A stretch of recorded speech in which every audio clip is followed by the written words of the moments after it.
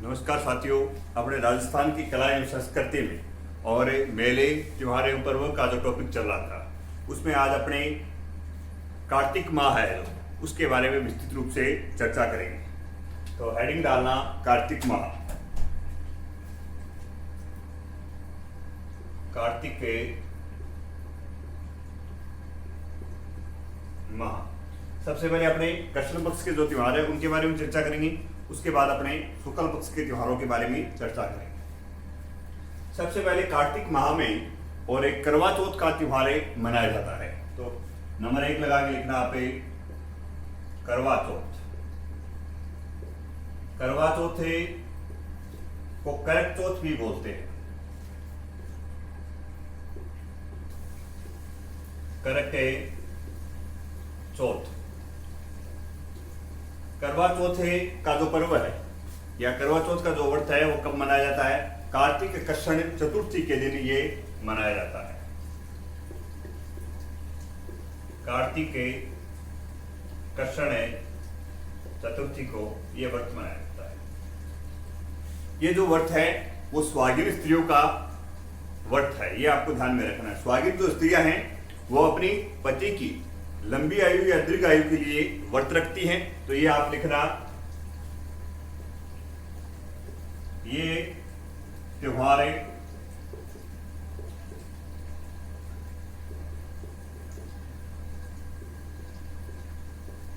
सौभाग्यवती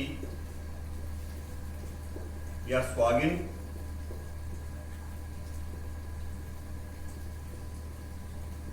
स्त्रियों का है। का है जो पति की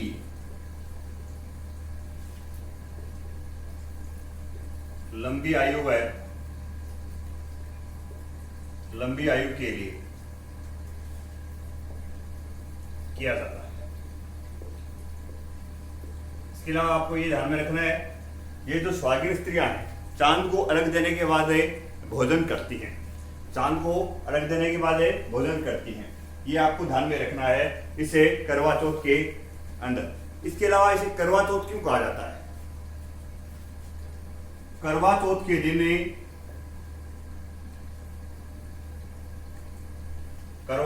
दिन जो स्वागिन स्त्रियां हैं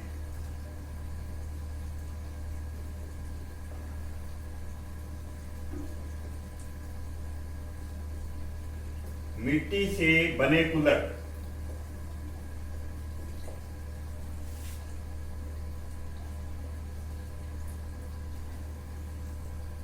जिन्हें करवा कहा जाता है,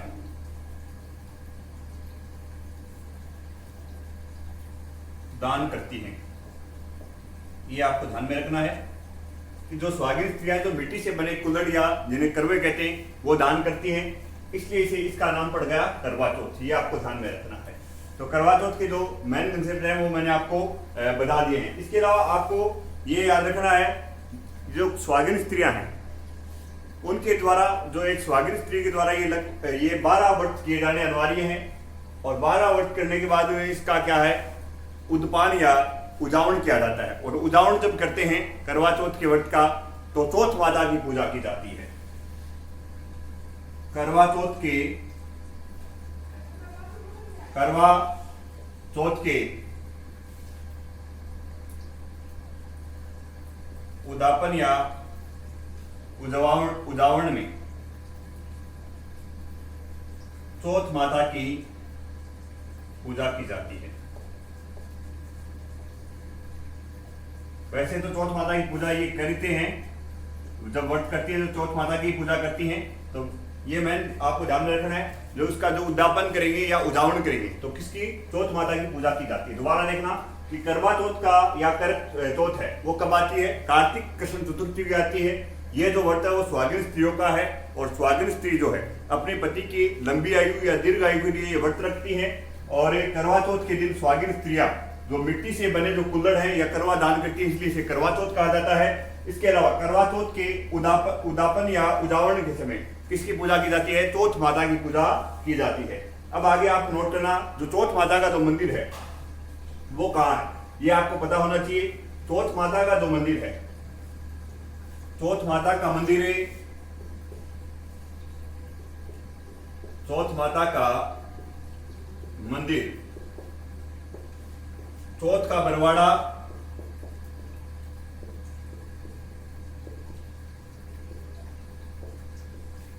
सवाई माधोपुर में ये मंदिर है।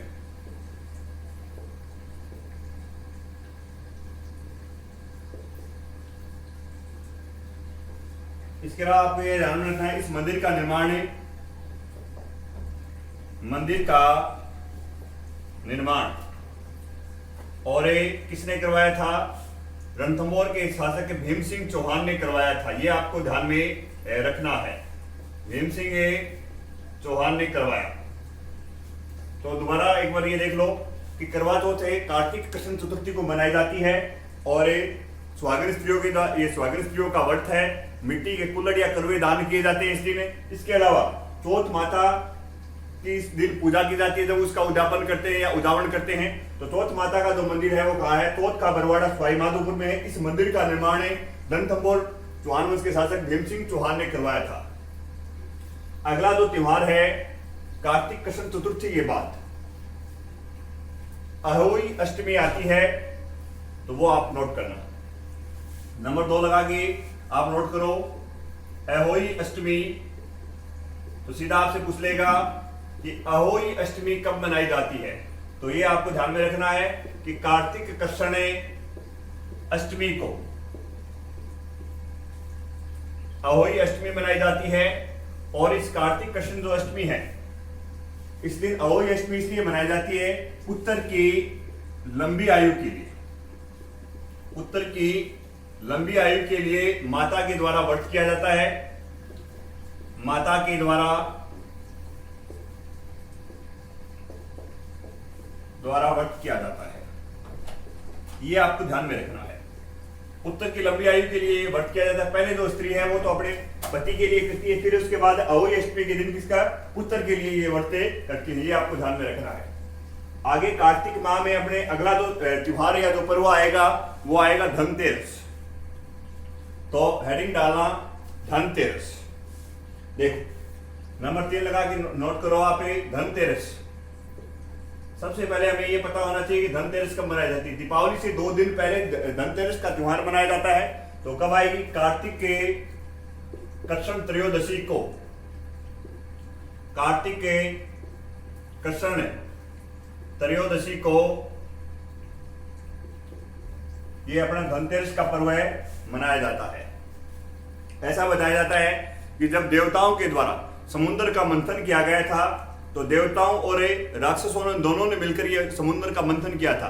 तब क्या है, धनवंतरी जो थे, धनवंतरी अमृत कलश लेकर क्या होते हैं? प्रकट होते हैं। तो उसे जो अमृत को क्या है देवता पी गए थे और अमर हो गए। तो विष पीने के लिए सभी ने मना कर दिया कि विष कोई नहीं पिएगा, दानों ने मना कर दिया। तब ऐसा बताया जाता है कि ये विष लेकर और वो भगवान शिव के पास जाते हैं और भगवान शिव ने इसे अपने कंठ पे धर लिया, इसलिए भगवान शिव को नीलकंठ के नाम से जाना जाता है। तो इसमें आप ये नोट करना, धनवंतरी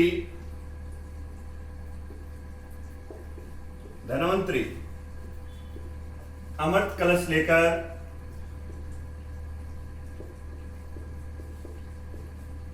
प्रकट हुए समुद्र मंथन के दौरान।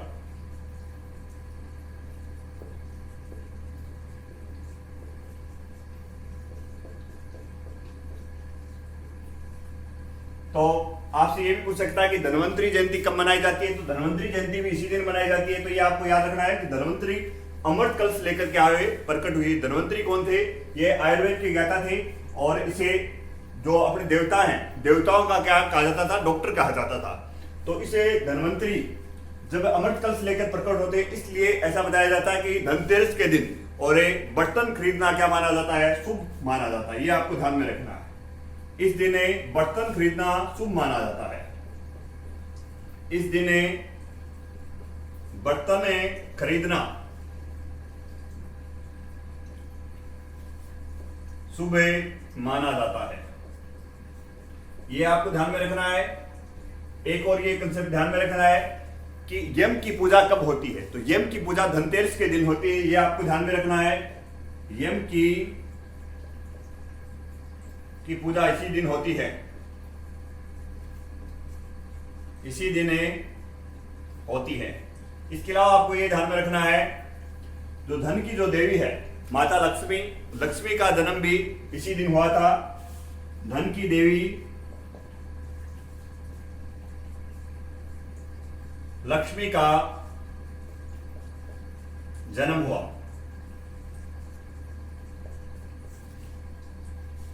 तो जो विद्यार्थी लगभग राजस्थान पुलिस से और जो ग्राम सेवक पटवारी इनकी तैयारी कर रहे हैं, तो उनको जो ये कंसेप्ट ज्यादा ध्यान में रखने हैं कि ये त्योहार मनाए कब जाते हैं। सबसे ज्यादा तो इनसे ये पूछा जाता है, जैसे धनतेरस का त्योहार कब मनाया जाएगा, सीधा सीधा पूछता है आपसे कि धनतेरस का जो त्योहार है वो कार्तिक कृष्ण त्रयोदशी को मनाया जाता है। ये हमें मालूम होना चाहिए, मेन जो कंसेप्ट है यही है। इसके अलावा ये जो ये है, ये तो आपको जो ज्ञान है वो इसलिए दिया जा रहा है कि आप इसे भूल ना पाओ कि धनवंतरी जो है, धनवंतरी अमृत कलश लेकर प्रकट होता है समुद्र मंथन के दौरान, इसलिए तो ये बर्तन खरीदना इस दिन शुभ माना जाता है। इसके अलावा आपको ये ध्यान में रखना है, यम की इसी दिन पूजा होती है और धन की देवी जो है लक्ष्मी का जन्म हुआ था धनतेरस के दिन।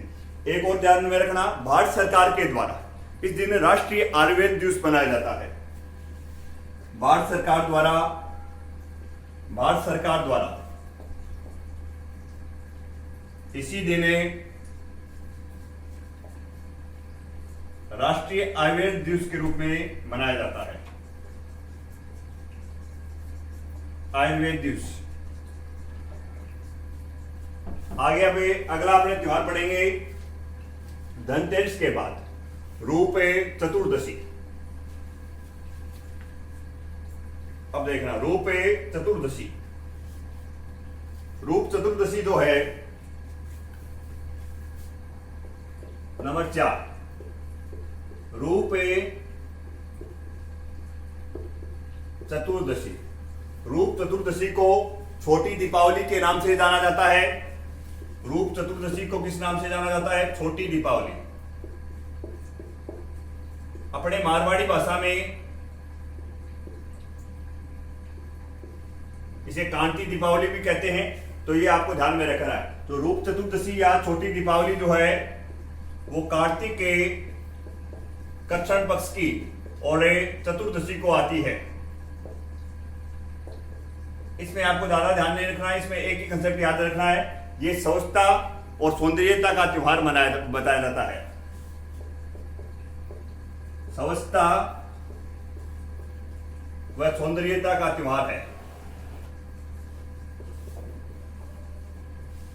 इसके अलावा आपको अगला जो त्योहार है अपना अमावस्या के दिन, कार्तिक मास की जो अमावस्या होती है इस दिन हिंदुओं का सबसे बड़ा त्योहार दीपावली मनाया जाता है। आगे नोट करना, दीपावली नंबर 5 लगा के नोट करना, दीपावली।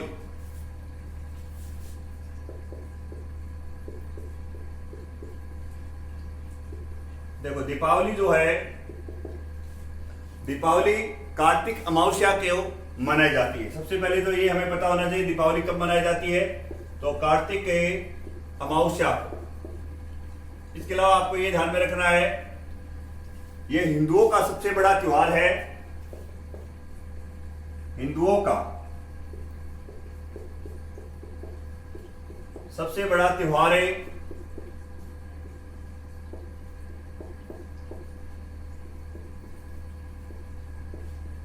इसलिए मनाया जाता है,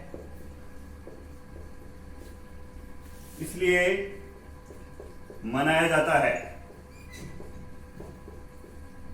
इस दिन ऐसा बताया जाता है, जो भगवान जो राम है, भगवान राम अपना 14 वर्ष का वनवास काटकर अयोध्या लौटे थे, तो इसलिए ये दीपावली का त्योहार मनाया जाता है। भगवान राम वनवास काटकर लौटे, ये आपको ध्यान में रखना है। तो इसे अंधकार पर प्रकाश की विजय का प्रतीक बताया गया है। इस दीपावली के त्योहार को अंधकार पर प्रकाश की विजय का प्रतीक माना जाता है। अंधकार पर प्रकाश की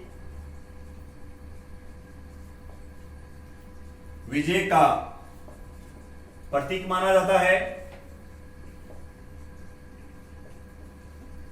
इस दीपावली के दिन बिल्ली के जो दर्शन हैं शुभ माने जाते हैं। जैसे दशहरे के दिन लिंटास पक्षी का दिखना शुभ माना जाता है, उसी दिन इस दिन क्या है, बिल्ली के दर्शन शुभ माने जाते हैं।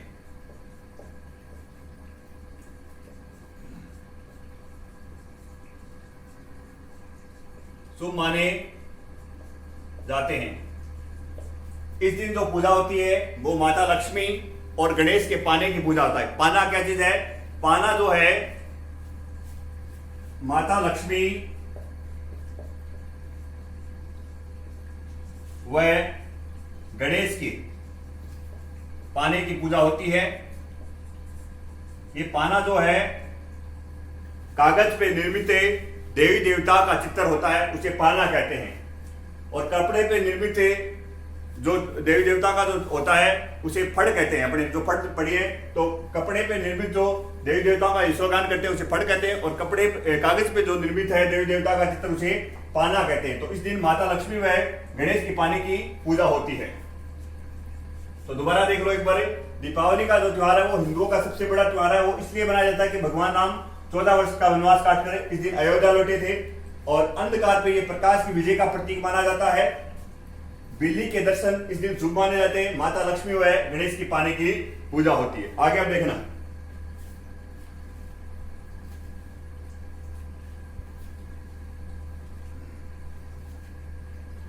इस दिन आपको दो कंसेप्ट है ये विशेष ध्यान में रखने हैं। एक तो जैन धर्म के 24वें गुरु या अंतिम तीर्थंकर हुए जो थे, जैन धर्म के 24वें गुरु या इन्हें अंतिम तीर्थंकर बोल दो आप,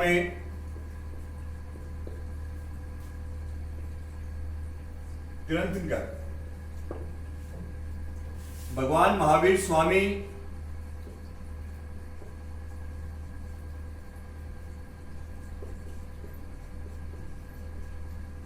स्वामी को मोक्ष प्राप्त हुआ।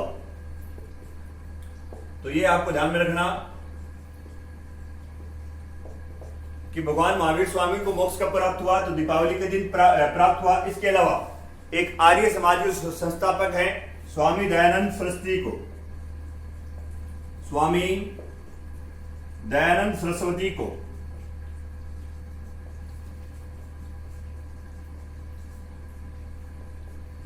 इसी दिन मोक्ष की प्राप्ति हुई।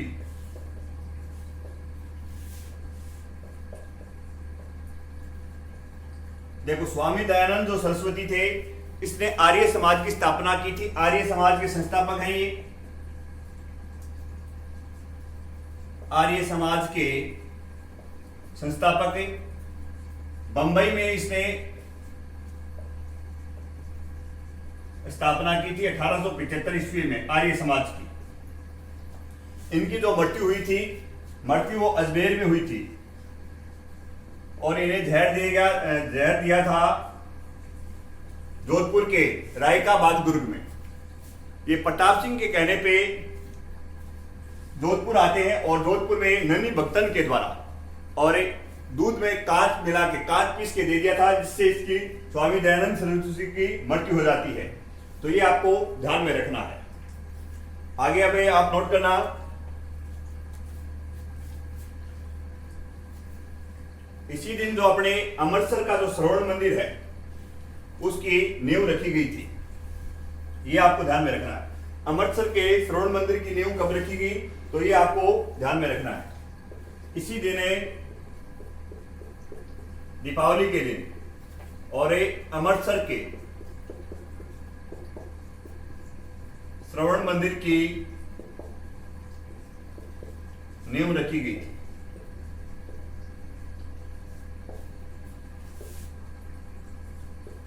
अब आगे अगला अपना जो त्योहार है वो आप नोट करना।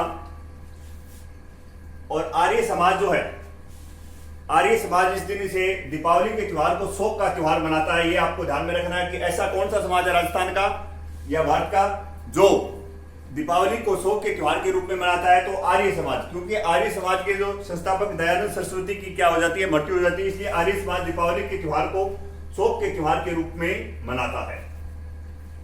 अब आगे नोट करना गोवर्धन पूजा, नंबर 6 लगा के देखो, गोवर्धन पूजा। सबसे पहला तो कंसेप्ट ये है गोवर्धन पूजा वाला कि गोवर्धन पूजा कब की जाती है। गोवर्धन पूजा दीपावली के अगले दिन की जाती है। दीपावली अमावस्या को आती है, तो गोवर्धन पूजा कब आएगी? कार्तिक के शुक्ल एकम को आएगी। कार्तिक शुक्ल एकम को गोवर्धन पूजा की जाती है। तो ये आप नोट करना, दीपावली के अगले दिन।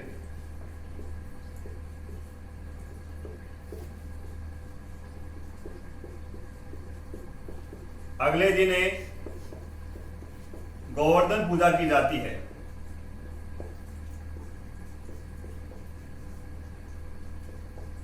अब देखो ये गोवर्धन पूजा क्यों की जाती है कि गोवर्धन पूजा इसलिए की जाती है कि जो भगवान जो श्री कृष्ण है, भगवान जो श्री कृष्ण है वो ब्रजवासियों को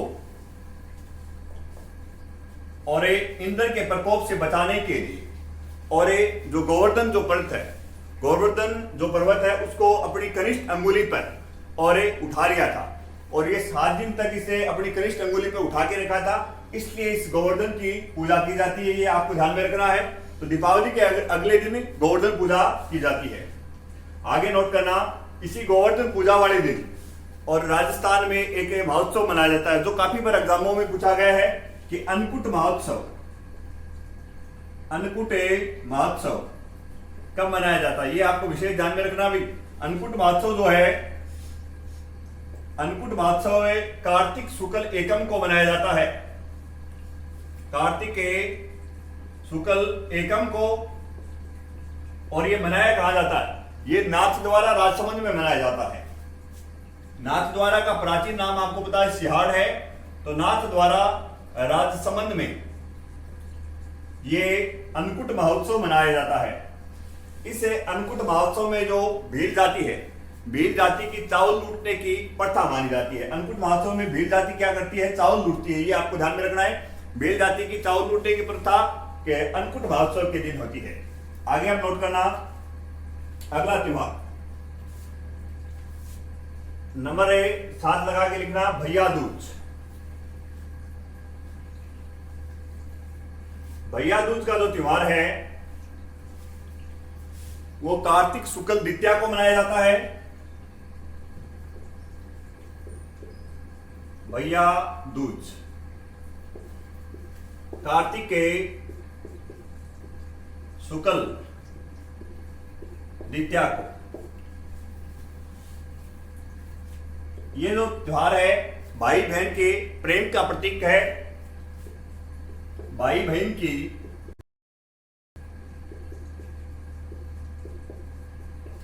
प्रेम का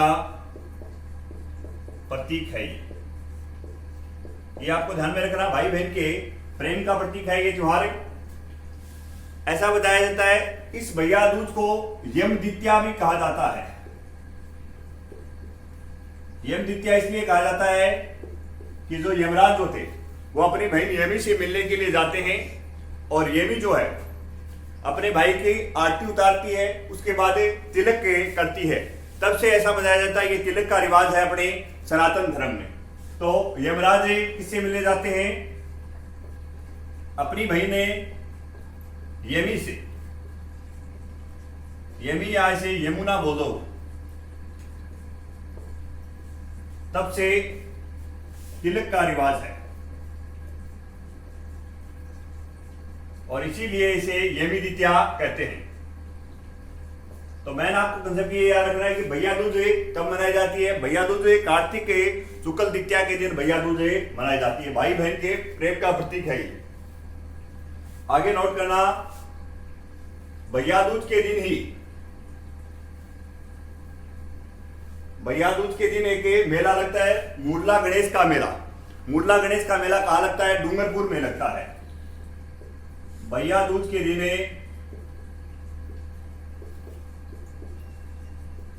मुरला गणेश का मेला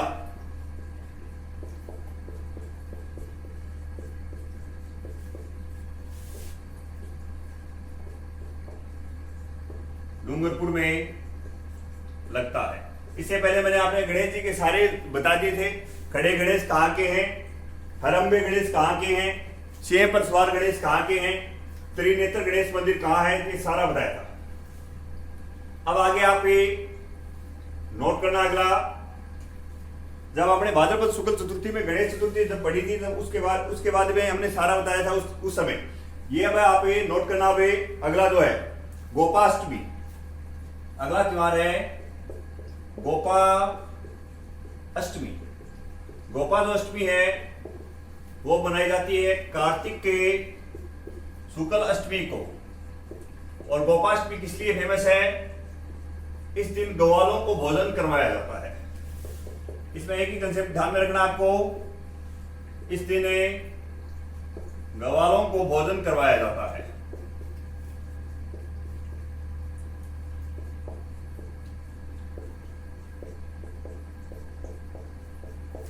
आगे अब नोट करना, अगला जो त्योहार है अपने पढ़ेंगे आंवला नवमी या अक्षय नवमी। आंवला नवमी या अक्षय नवमी।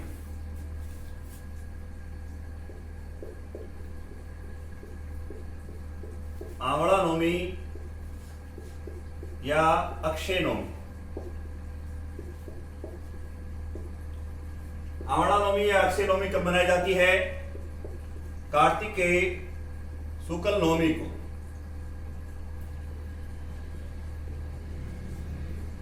इस दिन ऐसा बताया जाता है कि आंवले की पूजा की जाती है और आंवले खाए भी जाते हैं। आंवले की पूजा की जाती है, वह आंवले खाए जाते हैं।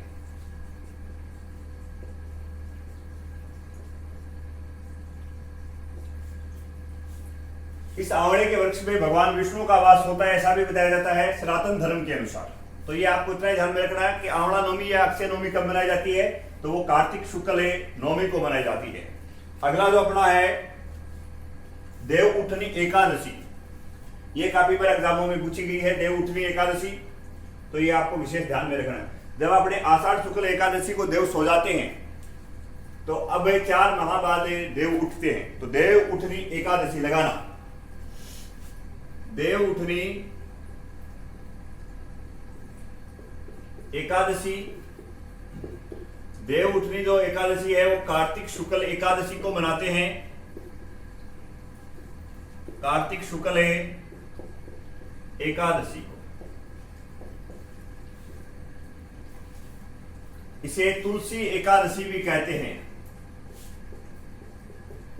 तुलसी एकादशी और प्रबोधनी एकादशी भी कहते हैं। प्रबोधनी एकादशी भी इसे कहते हैं। ये आपको ध्यान में रखना है। तो इसमें ये कंसेप्ट है सबसे इंपॉर्टेंट है कि जो देव उठते हैं इस तारीख को, तो कार्तिक शुक्ल एकादशी को देव उठते हैं, उसके बाद सभी मांगलिक कार्य भी प्रारंभ हो जाते हैं। और तुलसी एकादशी इसलिए कहा जाता है कि भगवान विष्णु का एक अवतार था। भगवान विष्णु का अवतार है शालिग्राम, जिसका नाम है शालिग्राम, और शालिग्राम का विवाह तुलसी के साथ हुआ था।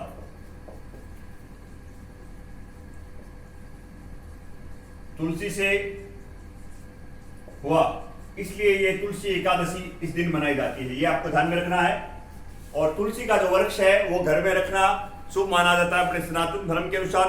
तो ये आपको सारे कंसेप्ट इससे देव उठनी एकादशी में, तो देव उठनी एकादशी, तुलसी एकादशी या प्रबोधनी एकादशी कब बनाई जाती है, कार्तिक शुक्ल एकादशी को बनाई जाती है। आगे आप नोट करना, आप देव दीपावली। देव दीपावली देखो, अपने तो अमावस्या को मनाते हैं और देव दीपावली कब मनाते हैं, देव दीपावली मनाते हैं कार्तिक पूर्णिमा के दिन। तो ये आपको ध्यान में रखना है, देव दीपावली कब आती है, तो ये आप नोट करना। देव दीपावली, और इसे देव दीपावली को कार्तिक पूर्णिमा के दिन बहुत सारे राजस्थान में मेले लगते हैं, उनके बारे में बड़े विस्तार रूप से चर्चा करेंगे। और उन मेलों से एक पक्का प्रश्न पूछा जाता है। तो देव दीपावली आपको ये ध्यान में रखना है कि देव दीपावली कब आती है, तो कार्तिक पूर्णिमा को आती है। इसके अलावा इसमें आपको ये याद रखना है कि सिख संप्रदाय जो है अपना, सिख संप्रदाय कार्तिक पूर्णिमा को, सिख संप्रदाय कार्तिक पूर्णिमा को प्रकाश उत्सव या दीपोत्सव के रूप में मनाता है।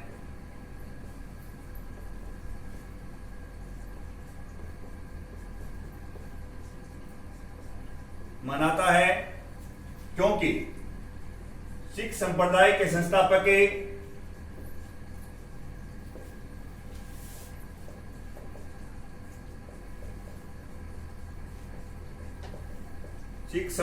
संस्थापक गुरु नानक का जन्म हुआ था तलवंडी में। ये आपको ध्यान में रखना, तलवंडी वर्तमान में पाकिस्तान में गुरु नानक का जन्म हुआ। तो इसलिए सिखों की ये दीपावली का उत्सव है। जो सिख समुदाय है वो दीपावली किस दिन मनाता है, वो कार्तिक पूर्णिमा के दिन मनाता है। सिख संप्रदाय जो है वो कार्तिक पूर्णिमा को प्रकाश उत्सव या दीपोत्सव के रूप में मनाता है, क्योंकि इस दिन सिखों के जो गुरु है, गुरु नानक के, उनका क्या हुआ था, जन्म हुआ था। ये आपको ध्यान में रखना है। अब सिख संप्रदाय इसी दिन गुरु पर्व भी मनाता है। ये आपको ध्यान में रखना है। सिख संप्रदाय गुरु पर्व कब मनाता है, तो गुरु ये कार्तिक पूर्णिमा के दिन मनाता है। आपसे ये पूछ लेगा गुरु नानक जयंती कब आती है, तो गुरु नानक जयंती जो है वो कार्तिक पूर्णिमा को ही आती है। ये आपको ध्यान में रखना है। गुरु नानक जयंती कब आती है, कार्तिक पूर्णिमा को आती है। इसके अलावा अब अपने राजस्थान के जो प्रमुख जो मेले हैं उनके बारे में विस्तृत रूप से इस कार्तिक पूर्णिमा को जो है उस पर चर्चा करेंगे। देखो, सबसे पहले पुष्कर मेला, हेडिंग डाला। अब कार्तिक पूर्णिमा के दिन सारे मेले लगेंगे और अपने इनके बारे में विस्तार से चर्चा करेंगे। हेडिंग डाल लेना, ये जो सारे जितने भी मेले हैं वो कार्तिक पूर्णिमा के दिन लगेंगे। कार्तिक पूर्णिमा को लगने वाले मेले,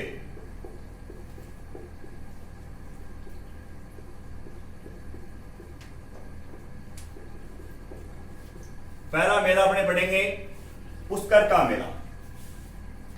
नंबर 1 है पुष्कर का मेला। पुष्कर का जो मेला है वो राजस्थान के अजमेर में लगता है। और कब लगता है, तो कार्तिक पूर्णिमा के दिन लगता है। पहला तो ये याद रखना आपको। इस पुष्कर को तीर्थराज कहते हैं। पुष्कर को किस नाम से जानते हैं, तीर्थराज। तो तीर्थों का राजा कौन हो गया, पुष्कर हो गया। इसके अलावा इसे पुष्कर को कोंकण तीर्थ कहते हैं, कोंकण तीर्थ। इसके अलावा इसे और याद रखना, पुष्कर को तीर्थों का मामा कहते हैं, तीर्थों का मामा। आपसे तीर्थों का भांजा पूछे तो मचकुंड धौलपुर तीर्थों की नानी भी है। तीर्थों की नानी देवयानी सांबर में है। ये आपको ध्यान में रखना है। इसके अलावा ये राजस्थान का सबसे रंगीन व सबसे बड़ा मेला है, सबसे बड़ा मेला है। इसके अलावा आपको ध्यान में रखना है, इस मेले में सर्वाधिक विदेशी पर्यटन आते हैं। इस मेले में सर्वाधिक और विदेशी पर्यटन आते हैं। ये आपको ध्यान में रखना है, विदेशी पर्यटक आते हैं। इसके अलावा आपको ये ध्यान में रखना है, ये जो पुष्कर का जो मेला है, इस पुष्कर के मेले में, पुष्कर में ये पुष्कर झील पे लगता है। तो पुष्कर झील में इस दिन ऐसा बताया जाता है, कार्तिक पूर्णिमा के दिन, कार्तिक के पूर्णिमा के दिन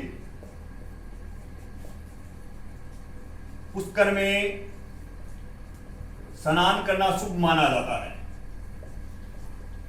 स्नान करना शुभ माना जाता है। तो पुष्कर का जो मेला वो अजमेर में लगता है, इसे तीर्थराज कहते हैं, कोंकण तीर्थ कहते हैं, इसे तीर्थों का मामा कहते हैं। ये राजस्थान का सबसे रंगीन व सबसे बड़ा मेला है। इसमें मानव और पशु दोनों का व्यापार होता है। ये आपको ध्यान में रखना, मानव भी आते हैं और पशुओं का भी व्यापार होता है, इसलिए मानव और पशु मेला है ये।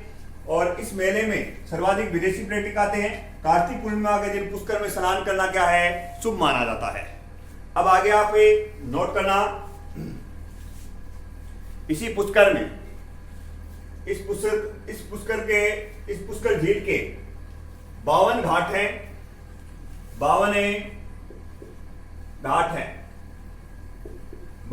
हैं। इसके अलावा आपको ये याद रखना है, यहां पुष्कर में ब्रह्मा मंदिर है, ब्रह्मा मंदिर है। इसके अलावा आपको याद रखना है वराह मंदिर है, सावित्री मंदिर है, सावित्री मंदिर है। इसके अलावा इन्हें एक रंगनाथ मंदिर है। इसके अलावा एक मंदिर और है यहां पुष्कर में, गायत्री मंदिर है। ये आपको ध्यान में रखने हैं। तो 52 घाट है इस पुष्कर झील के, ब्रह्मा मंदिर है, वराह मंदिर है, सावित्री मंदिर है, रंगनाथ मंदिर और एक गायत्री मंदिर है। आगे भाई आप नोट करना, अगला जो मेला है पुष्कर के बाद, चंद्रभागा पशु मेला। नंबर 2 लगा कि आप नोट करना, चंद्रभागा पशु मेला।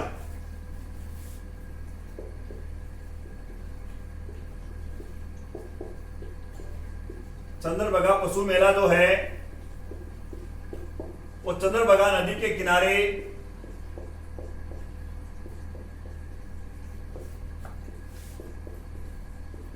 किनारे और झालावाड़ में लगता है। इसे हाड़ौती का सुरंग मेला कहते हैं।